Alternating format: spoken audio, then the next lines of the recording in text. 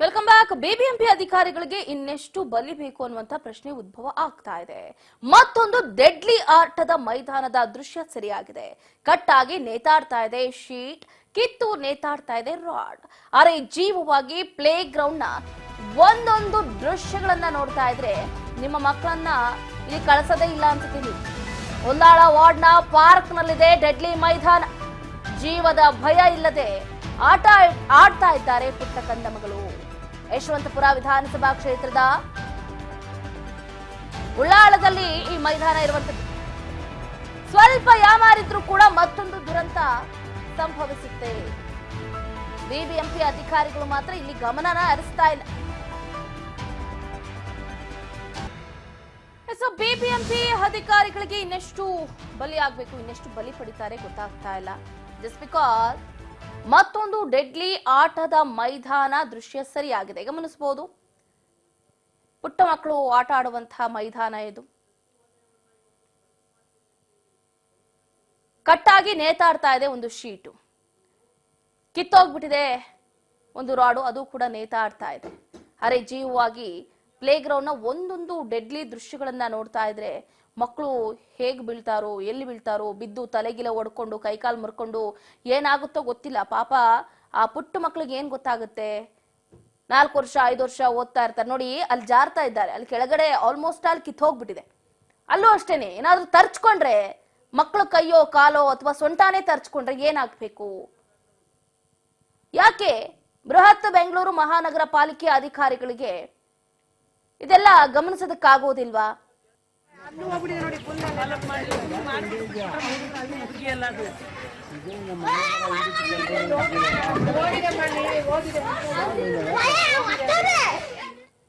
ಇದ್ರ ಬಗ್ಗೆ ಹೆಚ್ಚಿನ ಡೀಟೇಲ್ಸ್ ಅನ್ನ ಕೊಡ್ತಾ ಹೋಗ್ತಾರೆ ನಮ್ಮ metro reporter Harshita Patil. Phone ಸಂಪರ್ಕದಲ್ಲಿ ಜಾಯ್ನ್ ಆಗ್ತಿದ್ದಾರೆ.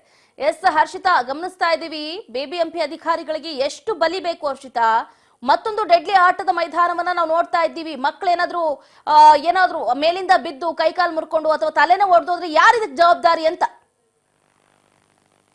ಎಸ್ ಚಂದ್ರಕಲಾ, ಕಳೆದ ಕೆಲವು ದಿನಗಳಿಂದಲೇ ಬಿಬಿಎಂಪಿಯ ಗ್ರೌಂಡ್ ನಲ್ಲಿ ಗೇಟ್ ಬಿದ್ದು ಮಗು ಸಾವನ್ನಪ್ಪಿರುವಂತ ಘಟನೆ ಮಾಸಿಲ್ಲ. ಆದ್ರೂ ಕೂಡ ಈ ಕೆಲವು ಬಿಬಿಎಂಪಿ ಗ್ರೌಂಡ್ ಗಳು ಹೇಗಿದೆ ಅಂದ್ರೆ, ಅಲ್ಲಿ ಆಟ ಆಡಕ್ಕೆ ಮಕ್ಕಳು ಬಂದ್ರೆ ಅಲ್ಲಿ ಆಟ ಆಡಕ್ಕೆ ಅಂತ ಏನೇನ್ ಐಟಮ್ಸ್ ಗಳಿದೆ ಅವೆಲ್ಲವೂ ಕೂಡ ಡ್ಯಾಮೇಜ್ ಗಳಾಗಿದ್ದಾವೆ. ಮಕ್ಕಳು ಆಟ ಆಡೋ ಬದಲು ಅಲ್ಲಿ ಏನಾದ್ರೂ ಒಂದು ಅನಾಹುತ ಮಾಡ್ಕೊಂಡು ಅಪಘಾತ ಮಾಡ್ಕೊಂಡು ಹೋಗೋದ್ರಲ್ಲಿ ಡೌಟೇ ಇಲ್ಲ. ಯಾಕಂತಂದ್ರೆ ಈ ಒಂದು ಘಟನೆ ಆದ್ರೂ ಕೂಡ ಬಿಬಿಎಂಪಿ ಎಚ್ಚೆತ್ಕೊಂಡಿಲ್ಲ.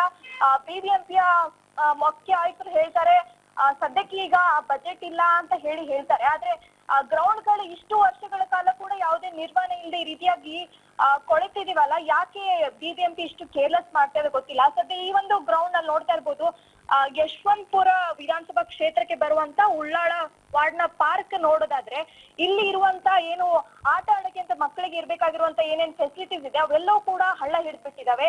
ಒಂದು ಕಡೆ ಅಲ್ಲಿ ಏನಾದ್ರೂ ಮಕ್ಕಳು ಆಟ ಆಡಕ್ ಹೋದ್ರೆ ಅದು ಬಿದ್ದು ಅಪಘಾತ ಆಗೋದಂತೂ ಗ್ಯಾರಂಟಿ. ಯಾಕಂದ್ರೆ ಇತ್ತೀಚೆಗೆನೆ ಗೇಟ್ ಬಿದ್ದು ಮಗು ಸಾವನ್ನಪ್ಪಿತ್ತು. ಅದು ಬಿಬಿಎಂಪಿಯ ಕೇರ್ಲೆಸ್ ಅಂತಾನೆ ಈಗಾಗ್ಲೇ ಅಪ್ರೂವ್ ಕೂಡ ಆಗಿದೆ, ಅವ್ರನ್ನ ಅಮಾನತು ಕೂಡ ಮಾಡ್ಲಾಗಿದೆ. ಇಷ್ಟಾದ್ರೂ ಕೂಡ ಬಿಬಿಎಂಪಿ ಎಚ್ಚೆತ್ಕೊಳ್ತಾ ಇಲ್ಲ. ಈ ರೀತಿಯಾಗಿ ಹಲವಾರು ಪಾರ್ಕ್ ಗಳಾಗಿರ್ಬೋದು, ಬಿಬಿಎಂಪಿ ಗ್ರೌಂಡ್ ಗಳಾಗಿರ್ಬೋದು ಅವ್ಯವಸ್ಥೆಯಿಂದ ಕೂಡಿದ್ರು ಕೂಡ ಸರಿ ಮಾಡಕ್ಕೆ ಮುಂದಾಗ್ತಾ ಇಲ್ಲ. ಸದ್ಯ ಈ ಒಂದು ಪಾರ್ಕ್ ನಲ್ಲಿ ಮಕ್ಕಳು ದಿನನಿತ್ಯ ಕೂಡ ಆಟ ಆಡಕ್ಕೆ ಅಂತ ಬರ್ತಾರೆ.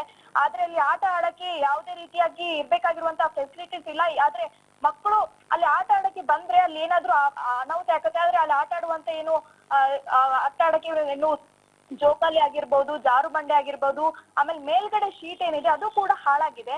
ಅದು ಮಕ್ಕಳ ಮೇಲೆ ಬೀಳುವಂತ ಸ್ಥಿತಿ ಕೂಡ ಇದೆ. ಇಷ್ಟಿದ್ರು ಕೂಡ ಯಾರು ಕೇರ್ ಮಾಡ್ತಾ ಇಲ್ಲ. ಆದ್ರೂ ಅಲ್ಲಿ ಪೋಷಕರು ಕೂಡ ಭಯದಲ್ಲೇ ಒಂದು ಮಕ್ಕಳನ್ನ ಆಟ ಆಡಕ್ಕೆ ಕಳಿಸ್ತಾ ಇದ್ದಾರೆ. ಕೆಲವರು ಪೋಷಕರು ಬರ್ತಾರೆ, ಆದ್ರೆ ಮಕ್ಕಳು ಕೆಲವರು ಒಬ್ರೊಬ್ಬರಾಗಿ ಬಂದು ಆಟ ಆಡುವಂತ ಸಂದರ್ಭದಲ್ಲಿ ಅನಾಹುತ ಆದ್ರೆ ಯಾರು ಹೇಳೋರು ಇಲ್ಲ ಕೇಳೋರು ಇಲ್ಲ ಅಂತ ಆಗ್ಬಿಟ್ಟಿದೆ.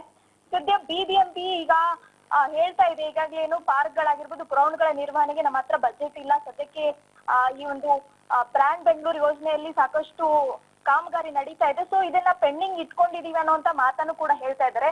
ಆದ್ರೆ ಇನ್ನೆಷ್ಟು ಬಲಿ ತಗೊಳ್ಳೋಕೆ ಈಗ ಬಿಬಿಎಂಪಿ ರೆಡಿ ಆಗಿದೆ ಅನ್ನೋದು ಕೂಡ ಅರ್ಥವಾಗ್ತಾ ಇಲ್ಲ. ಕೇವಲ ಈ ಒಂದು ಯಶವಂತಪುರ ಕಡೆ ಮಾತ್ರ ಅಲ್ಲ, ಮಾಗಡಿ ರಸ್ತೆಯ ಬಿಬಿಎಂಪಿ ಗ್ರೌಂಡ್ ನಲ್ಲೂ ಕೂಡ ಇದೇ ರೀತಿಯ ಪರಿಸ್ಥಿತಿ ಕೂಡ ಇದೆ. ಅಲ್ಲಿ ಆಟ ಆಡ್ಬೇಕಾಗಿರುವಂತ ಯಾವುದೇ ಪರಿಕರಗಳು ಕೂಡ ಸರಿಯಾಗಿಲ್ಲ, ಎಲ್ಲವೂ ಕೂಡ ಹದಗೆಟ್ಟಿರುವಂತದ್ದು. ಆದ್ರೂ ಕೂಡ ಮಕ್ಕಳು ಅದೇ ಒಂದು ಗ್ರೌಂಡ್ ನಲ್ಲೇ ಬಂದು ದಿನನಿತ್ಯ ಆಟ ಆಡ್ತಾ ಇರೋದು ನಿಜಕ್ಕೂ ಕೂಡ ಒಂದ್ ರೀತಿಯಾಗಿ ಭಯಭೀತಿ ಆಗಿರುವಂತದ್ದು ಚಂದ್ರ. ಹರ್ಷಿತಾ, ಈಗ ಅಲ್ಲಿನ ಸ್ಥಳೀಯರಾಗಿರ್ಬೋದು ಅಥವಾ ಪೋಷಕರಾಗಿರ್ಬೋದು ಇದರ ಬಗ್ಗೆ ಎಷ್ಟು ಆಕ್ರೋಶವನ್ನ ವ್ಯಕ್ತಪಡಿಸ್ತಾರೆ ಅಂತ. ಯಾಕಂತಂದ್ರೆ ಮಕ್ಳಿಗೆ ಏನಾದ್ರೂ ಹೆಚ್ಚು ಕಮ್ಮಿ ಆಯ್ತು ಅಂದ್ರೆ ಅವರೇ ತಾನೇ ನೋಡ್ಕೋಬೇಕಾಗಿರೋದು. ಬಿಬಿಎಂಪಿ ಗ್ರೌಂಡ್ ನಲ್ಲಿ ಈ ರೀತಿಯಾದಂತಹ ಒಂದು ಯಾವುದೇ ಆಟ ಸಾಮಾನು ಅಥವಾ ಈ ಪಾರ್ಕ್ ನಲ್ಲಿ ಯಾವುದೇ ಫೆಸಿಲಿಟಿ ಇಲ್ಲ ಅಂದ್ರೆ ಯಾಕೆ ಇಟ್ಟಿದ್ದಾರೆ? ಕಿತ್ತು ಒಗಾಸ್ಬೋದಲ್ವಾ ಅಂತ. ಎಸ್ ಚಂದ್ರಕಲಾ, ಈಗ ಏನಂತಂದ್ರೆ ಕೆಲವು ಪೋಷಕರು ಏನಂತಾರೆ ಮಕ್ಕಳ ಜೊತೆಗೆ ಇವಾಗ ರಜೆ ಸಮಯದಲ್ಲಿ ಅವ್ರ ಜೊತೆಗೆ ಬಂದು ಮಕ್ಕಳ ಜೊತೆಗೆ ಆಟ ಆಡಿಸ್ತಿರ್ತಾರೆ. ಆದ್ರೆ ಕೆಲವು ಟೈಮಲ್ಲಿ ಮಕ್ಕಳು ಮಾತ್ರ ಬರ್ತಾ ಇರ್ತಾರೆ. ಆದ್ರೆ ಈ ರೀತಿಯಾಗಿ ಸಾಕಷ್ಟು ಪಾರ್ಕ್ ಮತ್ತೆ ಗ್ರೌಂಡ್ ಗಳಿದ್ರು ಕೂಡ ಪೋಷಕರಾಯ್ತು ಎಷ್ಟೋ ಬಾರಿ ಅವರು ಕೂಡ ಕಂಪ್ಲೇಂಟ್ ಅನ್ನು ಕೂಡ ಮಾಡಿದ್ದಾರೆ. ಇಲ್ಲಿ ಆಟ ಆಡಕ್ಕೆ ಮಕ್ಕಳಿಗೆ ಒಂದು ಸರಿಯಾಗಿರುವಂತ ಪಾರ್ಕ್ ಅಲ್ಲಿ ಏನು ಆಟ ಆಡಕ್ಕೆ ಫೆಸಿಲಿಟೀಸ್ ಎಲ್ಲ ಮಾಡ್ಕೊಡಿ ಅಂತ ಅವರು ಕೂಡ ಸಾಕಷ್ಟು ಮನವಿ ಮಾಡಿದ್ದಾರೆ. ಆದ್ರೂ ಕೂಡ ಯಾರು ಎಚ್ಚೆತ್ಕೊಳ್ತಾ ಇಲ್ಲ. ಪದೇ ಪದೇ ಈ ರೀತಿಯಾಗಿ ಘಟನೆಗಳಾಗಿ ಸಾವು ನೋವುಗಳಾದಾಗ್ಲೇ ಇವ್ರಿಗೆ ಬುದ್ಧಿ ಬರೋದು ಅಂತ ಕಾಣಿಸುತ್ತೆ. ಆದ್ರೂ ಕೂಡ ಕೆಲವು ಮಕ್ಕಳು ಅಲ್ಲಿ ಬಂದು ಆಟ ಆಡ್ತಾ ಇರ್ತಾರೆ. ಆದ್ರೆ ಮಕ್ಕಳ ಜೊತೆಗೆ ಯಾರು ಇಲ್ದೇ ಇರೋ ಪೇರೆಂಟ್ಸ್ ಕೂಡ ಇಲ್ದೇ ಇರೋ ಸಮಯದಲ್ಲಿ ಅವರು ಕೂಡ ಅನಾಹುತ ಆಗುತ್ತೆ. ಆದ್ರೆ ಕೇಳಕ್ಕೂ ಯಾರು ಇಲ್ಲ ಅನ್ನುವಂತ ಪರಿಸ್ಥಿತಿ ಕೂಡ ಈಗ ಸಾಕಷ್ಟು ಬೆಂಗಳೂರಿನಲ್ಲಿರುವಂತ ಗ್ರೌಂಡ್ ಗಳಾಗಿರ್ಬೋದು ವ್ಯವಸ್ಥೆ ತಲೆ ಆಡ್ತಾ ಇದೆ. ಇಷ್ಟಾದ್ರೂ ಕೂಡ ಅಟ್ಲೀಸ್ಟ್ PBMP ಅವರು ಅಲ್ಲಿ ಆಟ ಆಡಕ ಅಂತ ಹೇಳಿ ಏನು ಪರಿಕರಗಳಿದಾವೆ ಹಾಳಾಗಿದ್ರೆ ಅವುಗಳನ್ನ ಕ್ಲೋಸ್ ಮಾಡ್ಬೇಕು. ಅಟ್ಲೀಸ್ಟ್ ಕ್ಲೋಸ್ ಮಾಡಿ ಅವುಗಳನ್ನ ಯಾರು ಬಳಸಂತೆ ಆದ್ರೂ ಒಂದು ಕ್ರಮಗಳನ್ನ ಕೈಗೊಳ್ಬೇಕು. ಅದಕ್ಕೂ ಕೂಡ ಅವರು ಮುಂದಾಗ್ತಾ ಇಲ್ಲ. ಎಷ್ಟು ಕೇರ್ಲೆಸ್ ಆಗಿದ್ದಾರೆ ಅನ್ನೋದು ಇದರಲ್ಲೇ ಅರ್ಥ ಆಗುತ್ತೆ ಚಂದ್ರಕಲಾ. ಥ್ಯಾಂಕ್ ಯು ಹರ್ಷಿತಾ ಪಾಟೀಲ್, ನಿಮ್ಮ ಕಂಪ್ಲೀಟ್ ಮಾಹಿತಿಗಾಗಿ. ಹಾಗಾದ್ರೆ ಈ ಒಂದು ಹಗರಣದಲ್ಲಿ ಬೈರತಿ ಸುರೇಶ್ ಕೂಡ ಆರೋಪಿನ ಅನ್ನೋ ಪ್ರಶ್ನೆ ಈಗ ಕಾಡ್ತಾ ಇರುವಂತದ್ದು. ಯಾಕೆ ಅಂತಂದ್ರೆ ಮೂಡ ಹಗರಣದಲ್ಲಿ ಸಚಿವ ಬೈರತಿ ಸುರೇಶ್ ಕೂಡ ಆರೋಪಿಯಾಗಿದ್ದಾರೆ ಅಂತ RTI ಕಾರ್ಯಕರ್ತ ಸ್ನೇಹಮಯ ಕೃಷ್ಣ ಅವರು ಹೇಳಿಕೆ ಕೊಟ್ಟಿರುವಂತದ್ದು.